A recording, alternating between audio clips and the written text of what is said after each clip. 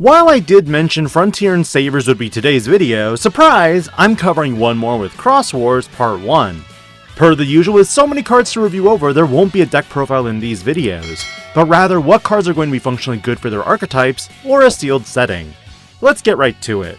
Sorry Koji Minamoto, but we're going back to some more Takuya Kimbara support. This is Flamemon's 6th printing in the Digimon card game. Main, by suspending this Digimon, you may play one red tamer with inherited effects from your hand without paying the cost. If you did, place this Digimon under the played tamer.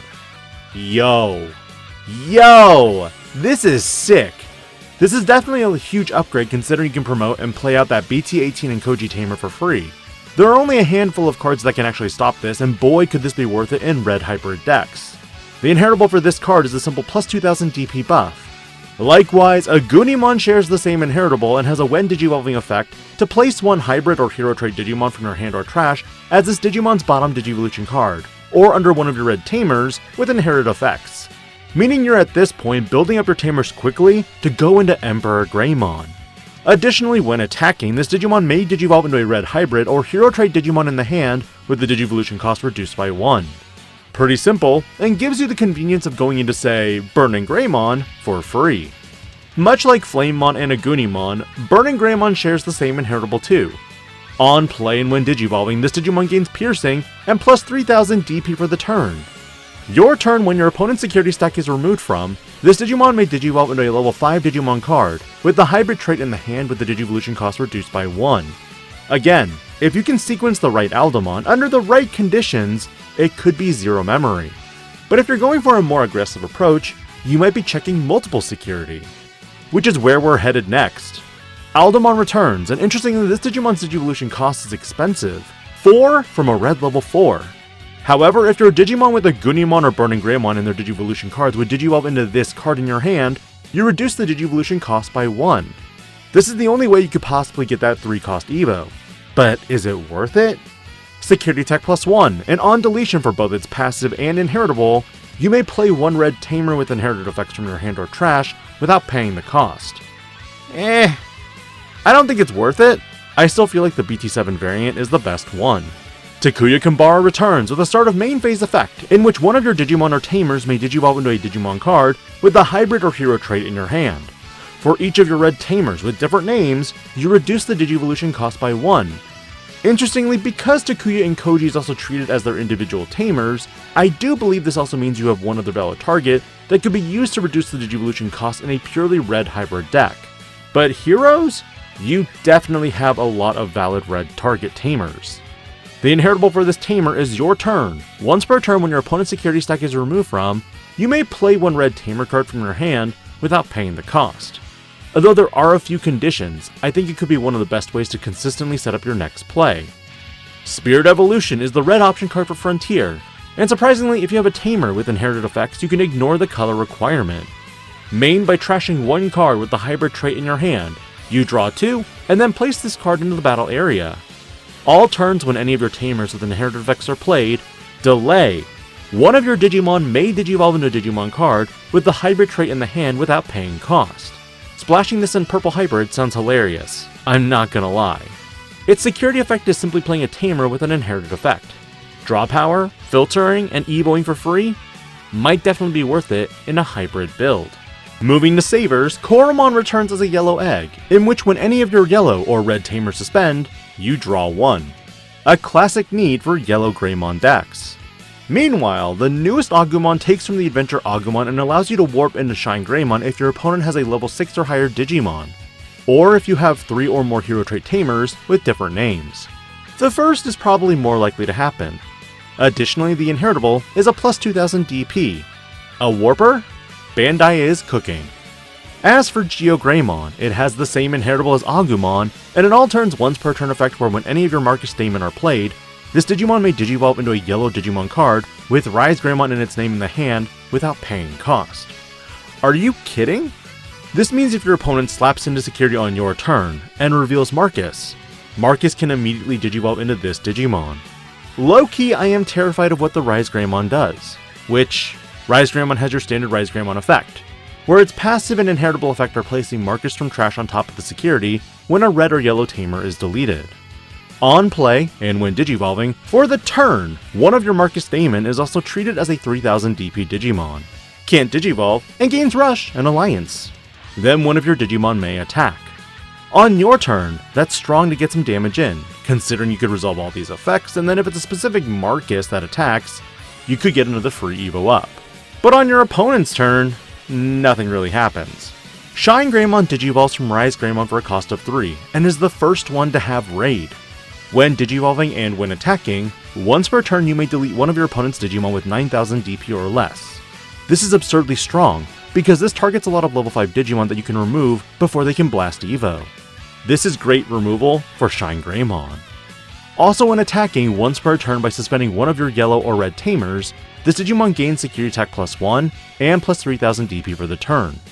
Removal, extra aggro, and survivability? All Shinegreymon is missing is some form of protection.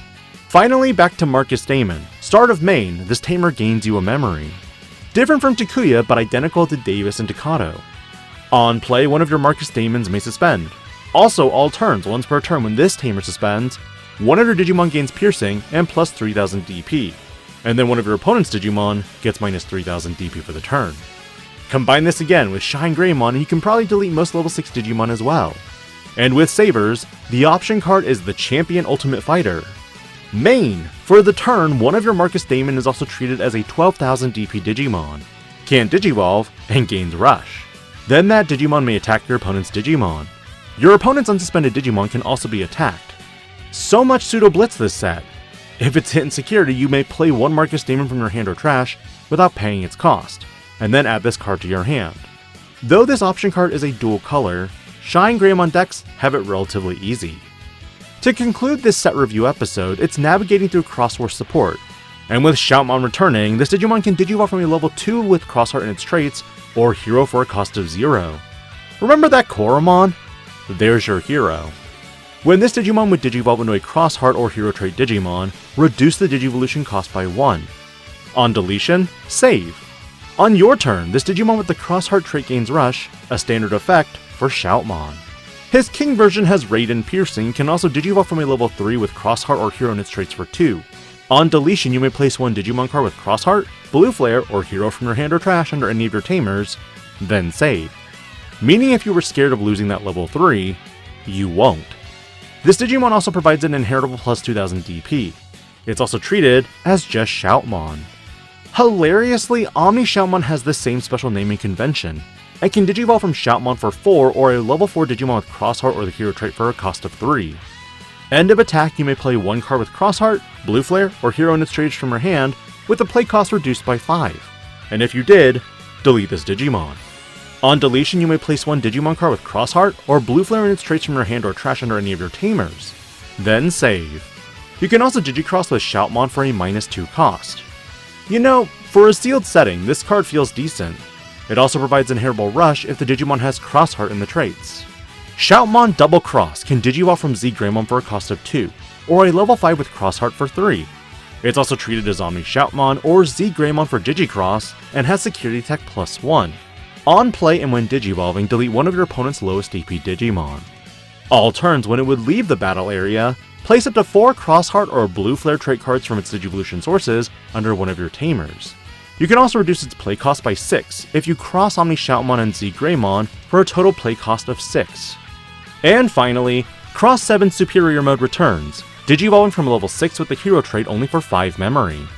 When this card would be played, by placing one Shoutmon under it, reduce the play cost by 1, and cards in your trash can also be used for the Digicross.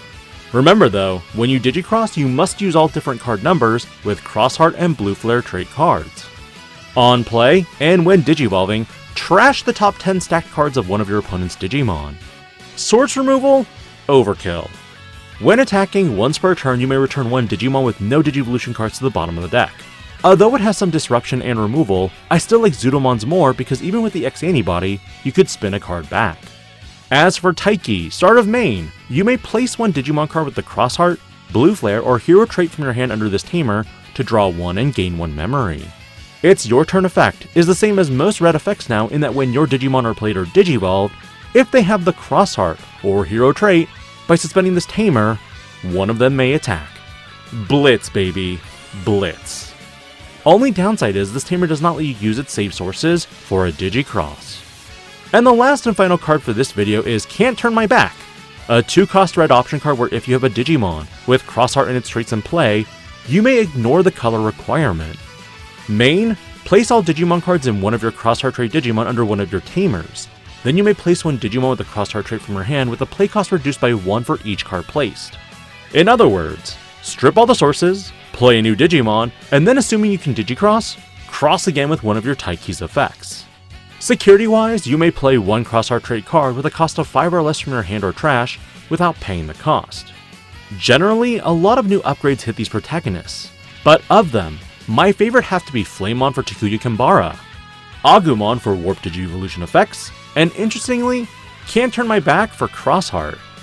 What were your favorites, and why? Because tomorrow we take an adventure through Hunters and Ghost Game. This is DIGI-PANDA, logging out.